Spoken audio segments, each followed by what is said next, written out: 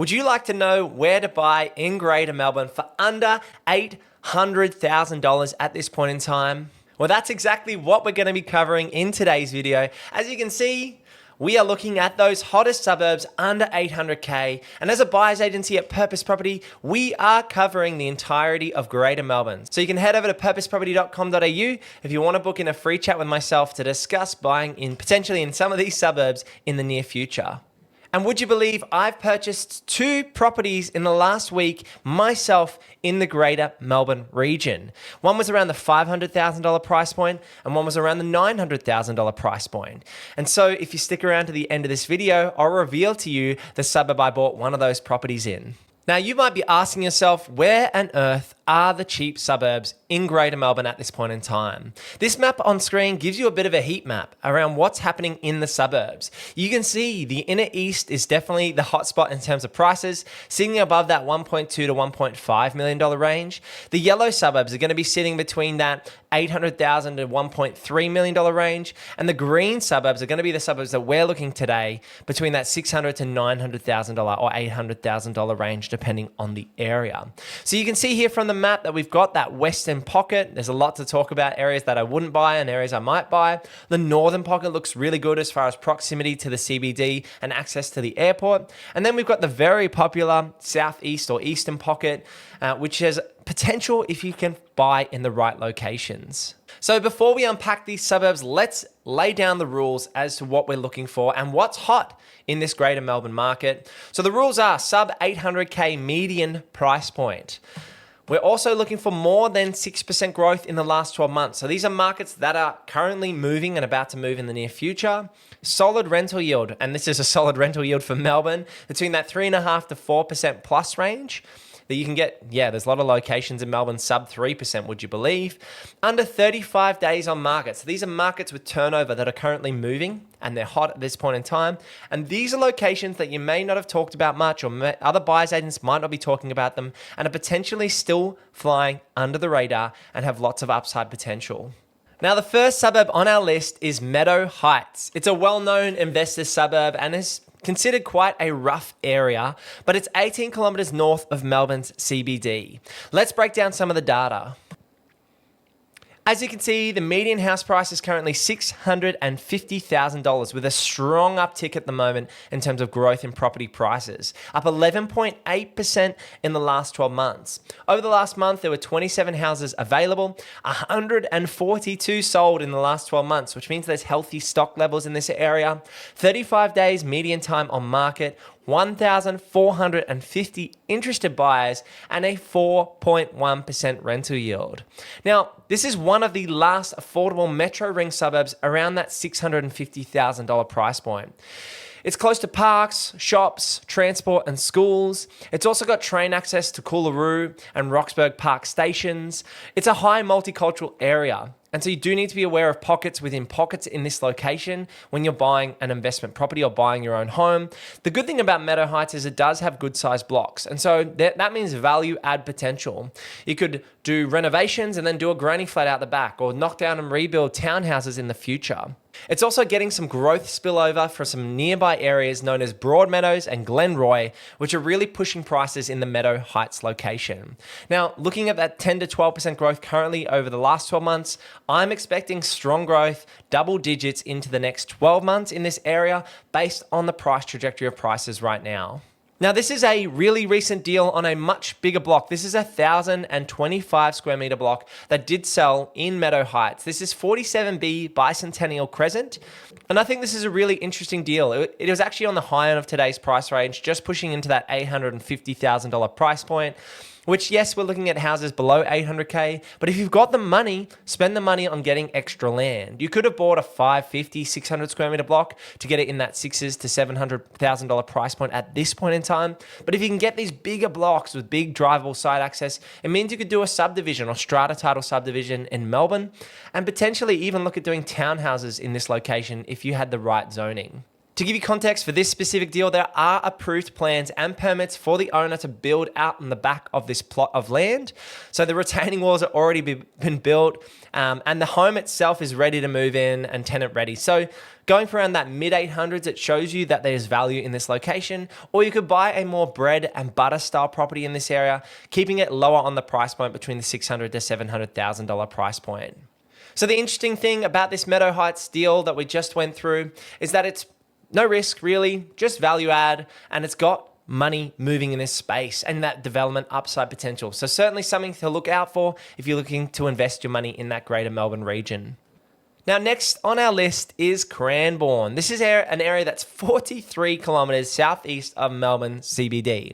Now, the southeast is a very interesting area because it has such a large urban sprawl. Melbourne doesn't play out like Brisbane or Sydney. It's a very different market and a very different context. And there is that spread in that southeast region. Now, Cranbourne looks like good value, and there are a lot of buyers agents and brokers and property experts talking about the Cranbourne area, but it's hard not to talk about. It's got a median house price at the moment of, as it's revealed, $700,000, up 7.5%. Now you can see prices have remained fairly stagnant between 2022 and 2025, just ticking up in recent trends. And so what this means is I think the next 5-year period, because Melbourne has had such stagnant growth, is looking very strong for this Melbourne market. As far as houses go, there are 90 houses available in the past month, 379 sold. They are flying off the shelf at 21 days with a median time on market, massive buyer interest, and a 4% rental yield. This area is well serviced by schools, shopping centres, and the Cranbourne train line. There is massive planned population growth in this location and huge infrastructure spending. And what this means is more money flooding into the area, more amenity, and more people willing to spend more money on their home in this location. There are lots of townhouse projects, so if you can buy the right site, you can do those townhouses. There are a lot of ready rental properties, so you can buy properties which are going to meet the minimum rental standards, which can be a bit of a headache in that Melbourne region, but certainly opportunities in Cranbourne. Now let's take a look at a recent sale in this area. It's a 650 square meter plot with 15.2 meter frontage. This is 27 Taylor Street in Cranbourne, and it just sold for $726,000. It's a 3-bed, 1-bath, 2-car property. Now, it's a flat block, so 650 square meter flat block. Yes, it's an older home, which you can definitely see by the roof line and rust on the shed there, but it's got reasonable frontage at over 15 meters. It is that older home, but it is rent ready, and it also has knockdown rebuild potential if you could do townhouses or potentially multiple homes on this type of site. So this is a deal that I personally would be doing subject to council approval, a townhouse style development, either knocking down the front home and trying to squeeze 3 or 4 dwellings on there, or as you can see on the neighbor, just do another house out in the rear yard and keep the front home and renovate that home. Now that style of project of building a house in the backyard is very similar to what I'm doing in southeast Queensland at this point in time. And it's a popular strategy in that Melbourne market. So buying blocks with rear dwelling potential or knockdown rebuild townhouse potential is certainly something that I would be looking for if I'm going to spend $726,000. So you're not paying a massive premium to buy this type of house at this point in time. Yes, it needs a bit of work and it needs a light cosmetic renovation to bring it up to standards, but the block has so much potential. So it's a winner in my point of view because you can buy now and redevelop the property in 2, 3, 4, 5 years. And that's what I want. And this could be great for a first-time buyer as well to break into the market for $726,000, use the 5% deposit, and potentially get stamp duty waived as well. So if you're a smart buyer, this is the type of deal that I'd be looking for in an area like Cranbourne. Next on our list is a bit more of a speculative location, but we're really dropping the price point here. This is a suburb 18 kilometers north of Melbourne CBD known as Coolaroo. Now, I really love the name, but let's take a look at what the data is saying. Coolaroo currently has a median house price of $606,250, up that 12.3% in the last 12 months. And as you can see here, rapid growth in the last month or two, last quarter, but you can see relatively steady growth between 2021 and 2024. Now, I expect over the next 5 years, if you're looking at this trajectory of property prices, that this area will easily grow $100,000 in the next few years. From the data, we can see that there's really low stock levels and a 4.3% rental yield. Now, it does have a train station. There are schools and shops nearby that are established. There is relatively high rental demand in this area. It's increasing in terms of appeal for first-home buyers that are priced out of locations like Glenroy. And this is an area that could continue to gentrify in the future. And there are larger blocks around it, unfortunately, which are being developed. So you just got to be wary of the risk versus reward in a location like Coolaroo. Now, this is a deal that sold for $780,000, so sub that $800,000 price point in Coolaroo. Now, this is a 947 square meter block with dual occupancy or subdivision, subject to council approval, development potential. It's a fully functional, reasonable home on the front with modern kitchen, floorboards, and reasonable heating and cooling, a large backyard with flexibility for current tenants and that redevelopment down the track. This one in particular was walkable, and that's very important in Melbourne, walkable to the Coolaroo station, close by to shops and local schools. So yes, you're spending on the higher end of the current median price point, but you're getting a well above average asset for this location. Most of the other homes in this area would be on 550 to 600 square meter blocks, which would drop that price by around 150K. So just keep that in mind, that if you're willing to spend that extra money up to that 800,000, rather than trying to keep it in the sixes or the low sevens, that you can get a much larger block if you're looking at these types of established suburbs. This type of deal is a textbook purpose property style of deal where we're getting the upside potential, we're getting a reasonable front home, and we've got future levers that we can pull with our clients to do these types of projects in the future.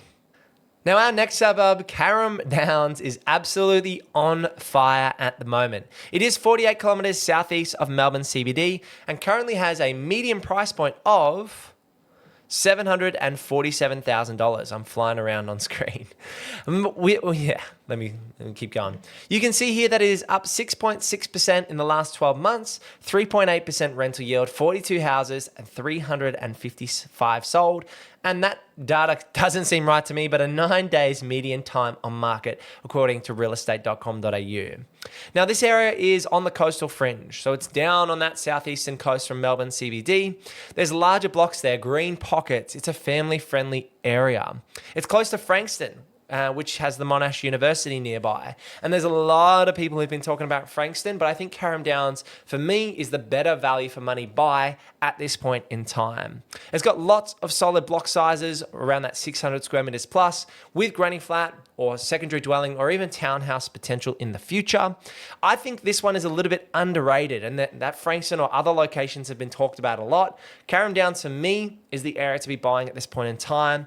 There's also express freeway links in this location, making it easier access to the city than it might look. So you've got train lines nearby, express freeways, great family-friendly location, and good block sizes, and established. What else can I say? It's an area certainly to watch, and that will be on the move in the next 12 to 24 months, in my opinion.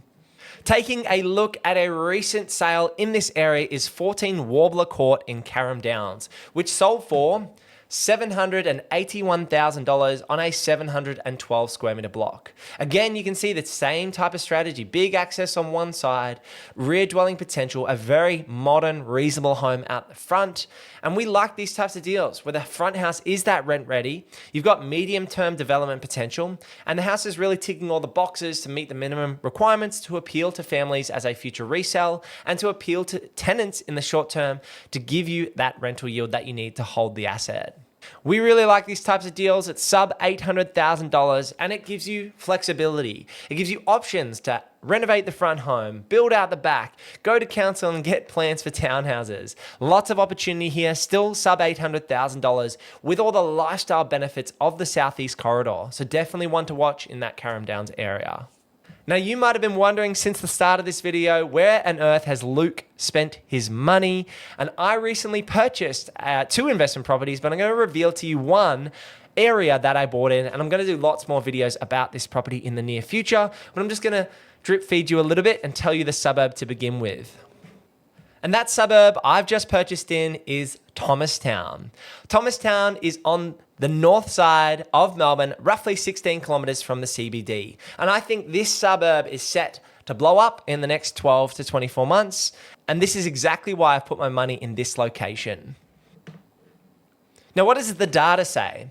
You can see here that in 2021 and 2022, the area was performing relatively well. It then had a pullback in prices and is back on a steady growth trajectory, with again a big uptick in the last 3 to 6 months.